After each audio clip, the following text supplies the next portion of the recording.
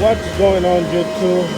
How you doing guys? Today I'm actually already working on this chiller. This is the Carrier 30 GX, Carrier 30 GX. So what I'm doing today is I actually came the other day because I had a leak on this one right here on the condenser side. Was right there in that corner, so I had to take that cover off and fix that leak. This bad boy was empty by the time that I got here, so I had to fix the leak. I fixed the leak, and then I put it into vacuum, change some other stuff like the filter dryer and all that. Fill it backed up with 138, and now it runs. But when I was working on this one, I noticed that there was a bunch of oil. Underneath this one here. So I was like, man, what's going on? So I went to check around the compressor, and I already unplugged some stuff out. And I found out that the solenoid valve, this one here, was leaking. As you can see, there's still oil right there. So I pull it off. This is the solenoid right here. And what I had to do, if you want to fix that, I have to unplug this one so I can get it out of the way. So that one plugs back in there. So what I have to do is I have to close some valves. This is one of the valves that I closed right here. This one. And then I close two other valves. This side. So as I was saying, and I'm sorry about the noise that there is in the background. I actually got one chiller running because this building, this is a school actually, and I need to have chillers running so it can cool down the building, so I cannot turn them all off. So please forgive me about the noise, all the noise that you can hear. But yeah, I was saying that I had to close some valves. The one that I show y'all over there, right there, that's one. And then this one here, and it tells you the position where to close it. And then I had to close that other one right there. So that way I isolated the compressor, the chiller bundle, and that tank over there. It's completely isolated now from the condenser. So now I'm pumping the freon out of that part that has been isolated, that actually is the same area as where the compressor is, into my condenser side, which is this one. So that's how I'm doing it with this. I already did it actually. I already pumped it out and put it inside the condenser, this one here. So now that I don't have any pressure, you always gotta make sure though, even if you do that, but you're still gonna have a little bit of pressure still in here. So you wanna make sure you release that small amount of pressure before you start taking the bolts out of your oil valve. This one here. So you take and I think there's still a little bit of pressure, but not enough for that to. So what I do all the time is I always leave like one or two bolts kind of loose. Why? Because if there is still pressure, but I'm rating my pressure with this one on my gauges, so it show me that there's no more pressure. Or if there is, it's just a really, really small amount. But you always want to just do it as careful as you can, because you just never know. So I will leave some bolts, and then I loose it. So if there's pressure somehow, this thing will just blow out. But this valve will still stop it right there. So now that I know there's not enough pressure for that to happen, I can take it off. Now that's my opening. Probably gonna put something just so I don't put too much moisture in there. So those are my rings. This 1, 2, and I believe there's another one right here. So I'm gonna have to lose this part because I think this is where it was actually leaking through there. So I'm gonna have to lose this part and change the oil ring that is there. This is my set right here. I brought different sizes because I wasn't sure on one of the sides. So I brought some different ones so I can replace them on this one so we'll stop leaking.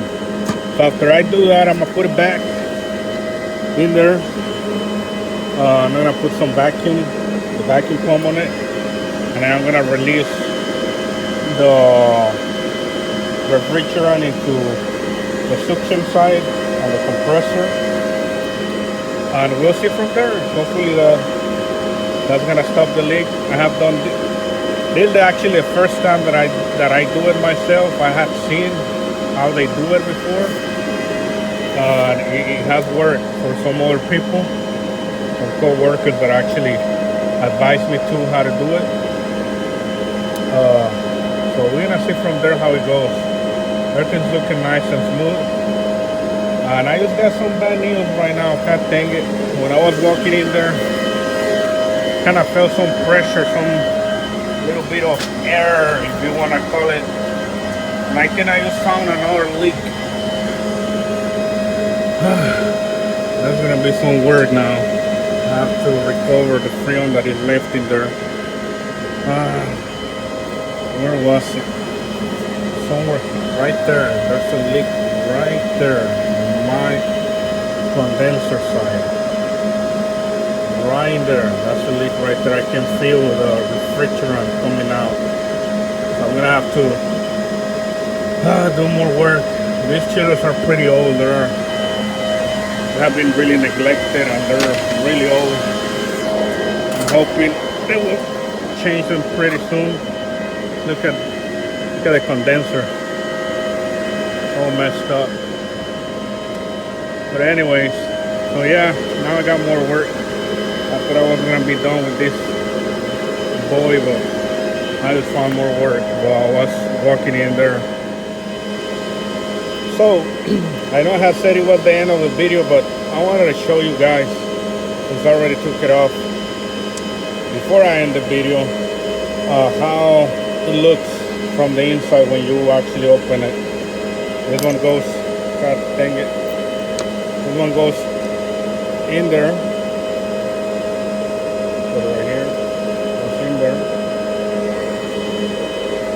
and that's the ring that I told you that was bad. It's already broken. I hadn't even touched it. It's so broken. That's what it was leaking from, actually, from right there. So, but because I already opened it, I'm gonna change them all. There's 3 of them. It's a set of 3. This is the 2, and then one of these, I think it's that one. It's gonna be the other one. If I'm not mistaken, it's either one of these 2. I think it's this one. I'm not sure, but it's a set of 3 O-rings that go in that valve to complete this job. Some people suggest, and I don't have it today, but while you're already doing this, because you already took the freon out, it's a good time to actually change the oil filter. So I don't have an oil filter right now. If not, I would definitely do it. So I'm just gonna go ahead and do it like that without changing the oil filter. But if you do have this kind of issue where you see oil leak like that, and you're gonna do this kind of job, it will be good if you can order yourself also an oil filter for it, so you can also change it. All you need is I don't know the size of it, but it's kind of like a nail wrench, pretty big. You lose this tab off and the oil filter is gonna be in there, and you can replace that as well. Like I said, I don't have an oil filter, and I would have done it too, so I'm just gonna do it that way. Hopefully that will work, and I'll put a good vacuum on it. Let's see it goes. But yeah, this is how it looks. All right, this is the final product. As you can see, the valve is already in there. I already tied these bulbs. It's actually 4 bolts. Now I'm just gonna put this back in there. Put it back in there the way it's supposed to go. Just putting it backwards. Sorry about that. There you go. It already clicked. I put it in there. I kind of cleaned the oil that was around just to make sure that if there's any new oil, that means I didn't do it right. But yeah, I changed the 3 oil rings on it. So now what I'm doing is I'm putting a vacuum. Putting a vacuum on it. And after I'm done with the vacuum, like I said, all I'm gonna have left to do is release my Freon to the area where I'm doing the vacuum. I'm gonna release that valve and the couple of valves over there where I show you. So I'm doing the vacuum through here, through the chiller bundle, and through this line on here by the accumulator. That tank over there is the equalizer, I think. This is where the side glass is. I'm doing the vacuum through it. All that part is isolated as well with the compressor and the evaporator and the equalizer over there. The economizer. I forgot the name. Cannot come in my mind right now. But this is it, guys. Like I said, if you have to do this kind of job on the 30 GX carrier, this is the way to do it, at least that I know. Like I said, so I didn't have to recover the Freon into actual containers. I put it in the condenser side with the recovery machine, because there's no way to pump this one down like the other carriers. So after this, I'm gonna be done. I'm gonna release the Freon and go home, and then I'm gonna have to come back for that freaking Freon leak that I found. Please don't forget to like, subscribe to this channel. I hope you have a good day. It's actually a weekend for me, so if it's a weekend for you, I hope you have a nice weekend as well.